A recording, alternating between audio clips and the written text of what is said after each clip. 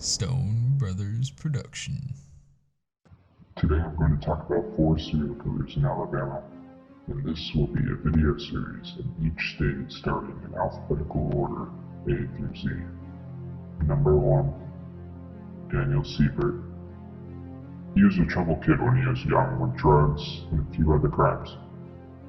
Daniel joined the Marines to sort his life out, but was dishonorably discharged. Soon after, he was convicted with manslaughter in 1979.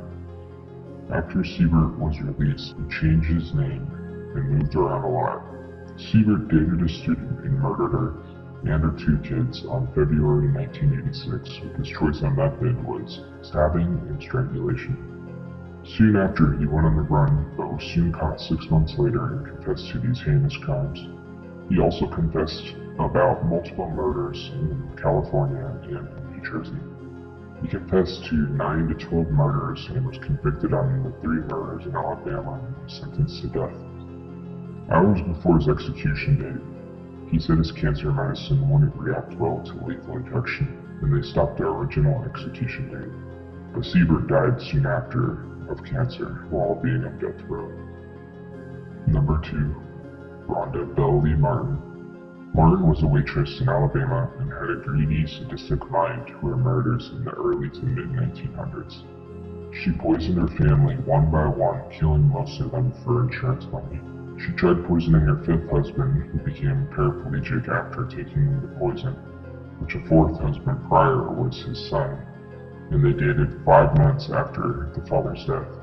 She was soon caught after an autopsy showed something suspicious, and then she confessed to the crimes. In her confession, she said she didn't know why she did what she did, but she poisoned and killed her mom, 2 husbands, and 3 children. She was convicted and sentenced to death in 1956 and executed in 1957. Martin said in her will she was sending her body to science because she wanted to know why she committed the crime she committed, which she had clenched in her hand before the execution by electric chair. Number 3. Thomas Warren Whisenhant. Whisenhant lived in a household as a child ruled by his crazy mother who often physically attacked her weak and alcoholic husband, and she encouraged Whisenhant to do the same, which is the main cause of the crimes he committed. He said he was afraid of his mother. He went to a convenience store and abducted a 23-year-old Gerald Belle. Then he drove her to secluded woods in Mobile County, Alabama, and raped her and shot her in the head with a .32 pistol he used in the abduction. He dragged her body into the woods and left. Next day, Whisenhant returned to her body and cut off a large section of her breast and slit her abdomen in a sadistic way. He was observed in the crime scene and was captured shortly after. Once he was captured, he confessed to the 2 other women 18 months prior in the same area and pleaded guilty to both women. He committed the crimes in 1975 to 1976 and soon after was sentenced to death and executed in 2010 by lethal injection. Number 4. Gerald Patrick Lewis. Lewis was born on August 10th in 1965 to a middle-class, successful family that moved around often as he was a child, and he didn't have many friends.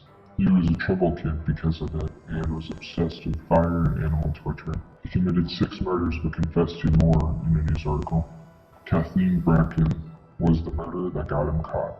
He said he choked her because she started hitting him after she refused to lower them out to sleep with her.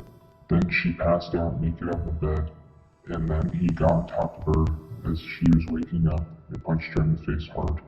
She got knocked out, and soon after he raped her, and then he put a knife to her chest and put his head near her heart and starts to stab her multiple times all over her body. She dies soon after, and he wraps her up and throws her into his trunk. Lewis tries to clean up the scene, but left a cigarette butt at the scene, and that's what got him caught.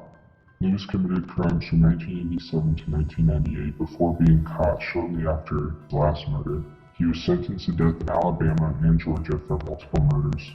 He died in prison on July 25th, 2009 while being on death row. He said he was always suicidal, but mentioned he could not go through to killing himself while being in prison, and supposedly died in prison to cancer. I hope you enjoyed the video, and hope to see everyone to continue to see the A through Z serial killer series in the United States.